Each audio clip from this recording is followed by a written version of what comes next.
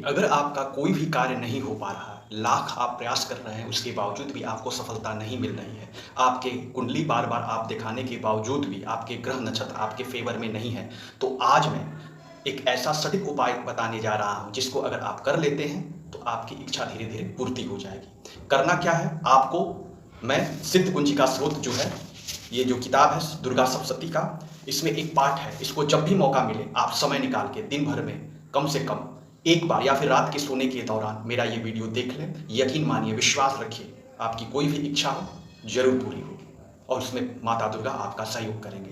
तो करना क्या है, लेकिन उससे पहले मैं अमित राय, ज्योतिष मित्र राय साहब के इस यूट्यूब प्लेटफॉर्म पे आपका स्वागत करता हूँ। अगर मेरा ये वीडियो आप पहली बार देख रहे हैं, तो प्लीज़ सब्सक्राइब करें, लाइक करें, शेयर करें। ओम दुर्गा दिव्य नमः। राजा ने कहा, हे भगवान, आपने मुझे चंडिकावतार की कथा तो सुना दी, किंतु हे ब्राह्मण, अब आप उनके अवतारों की प्रधान प्रकृति का कथन कीजिए। हे विप्रवर, मैं आपके चरणों में नतमस्तक हुआ हूँ। आप कृपा करके मुझे ये बताइए कि देवी के किस स्वरूप की आराधना किस विधि से करनी चाहिए। उत्तर में ऋषि ने राजा से कहा कि हे राजन, यह रहस्य परम गोपनीय है, इसके रहस्य का उद्घाटन किसी के समक्ष नहीं करना चाहिए, परंतु तुम मेरे भक्त हो और भक्तों के लिए कुछ भी गोपनीय बात नहीं है।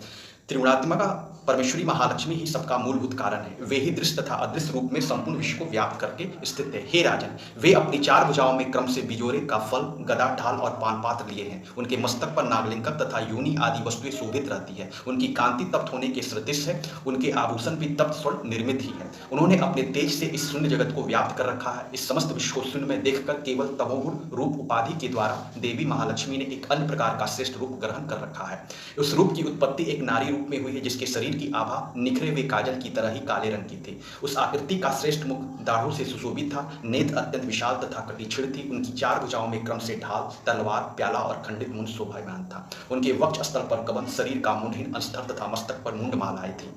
इस रूप में उत्पन्न उस नारी श्रेष्ठतामसी देवी ने महालक्ष्मी देवी से कहा, माता जी, आपको मेरा प्रणाम, मुझे आप मेरा नाम व कार्य बतावें। तब महालक्ष्मी ने नारियों में श्रेष्ठ उस तामसी देवी से कहा, मैं तुम्हारे नाम और काम को बतलाती हूँ। महामाया, महाकाली, महामारी, क्षुधा, तुषा, एक वीरा, काल रात्रि, दुर्त्या, यही तुम्हारे नाम है। तुम्हारे ये नाम कर्मों के द्वारा ही लोगों में प्रसिद्ध होंगे। जो कोई तुम्हारे कर्मों को जानकर इन नामों के द्वारा तुम्हारा पाठ करता है, वह सुखी होती है। क्या होता है? वह सुखी होता है। हे राजन, महालक्ष्मी ने महाकाली से इतना कहकर शुद्ध सत्वगुण संपन्न होकर दूसरा रूप धारण कर लिया। वह रूप चंद्रमा की भांति गौर वर्ण का था। उस श्रेष्ठ नारी ने अपने हाथों में रुद्राक्ष की माला, अंकुश, वीणा तथा पुस्तक धारण कर रखी थी। महालक्ष्मी ने उनका भी नामांकन किया। महाविद्या, महावाणी, भारती, वाक, सरस्वती, आर्या, ब्राह्मी, कामधेनु, वेद गर्भा और धीश्वरी अर्थात बुद्धि की अधिष्ठात्री, इस प्रकार से तुम्हारे नामों की संज्ञा होगी। तत्पश्चात महाकाली तथा महासरस्वती से महालक्ष्मी ने कहा कि देवी, तुम दोनों ही अपने अपने गुणों के अनुसार स्त्री पुरुष के युग्म जोड़े उत्पन्न करो। महालक्ष्मी ने उन दोनों को ऐसा आदेश देकर स्वयं स्त्री पुरुष के एक जोड़े को उत्पन्न किया। वे दोनों ही निर्मल, ज्ञान संपन्न, सुंदर तथा कमलासन पर सुशोभित हो रहे थे। उस जोड़े में एक स्त्री और दूसरा पुरुष था। इसके बाद महालक्ष्मी ने पुरुष को ब्रह्म विदे वृक्ष और धात तथा स्त्री को श्री, पद्मा, कमला, लक्ष्मी इत्यादि नामों से अभिहित किया। इसके बाद महाकाली तथा महासरस्वती ने भी एक एक जोड़ा उत्पन्न किया। अब इन जोड़ों के रूप तथा नाम को मैं तुमसे कथन करता हूँ। महाकाली ने नील चिंतांकित कंठ, लाल वर्ण बाहु, शुभ्र शरीर, मस्तक पर चंद्रमौलिधारी पुरुष एवं गौर वर्णा स्त्री को उत्पन्न किया। वह पुरुष रुद्र, शंकर, स्थारु, कपर्दी और त्रिलोचन के नाम से प्रसिद्ध हुआ तथा स्त्री तय, विद्या, कामधेनु, भाषा, अक्षरा और स्वरा नाम से विख्यात हुई। हे राजन, गौरांग स्त्री और श्यामलांग पुरुष को महासरस्वती ने उत्पन्न किया। उन दोनों के नाम विष्णु, कृष्ण, ऋषिकेश, वासुदेव और जनार्दन हुए तथा गौरांगी स्त्री उमा, गौरी, सती, चंडी, सुंदरी, सुभगा और शिवा इन नामों से विख्यात हुई।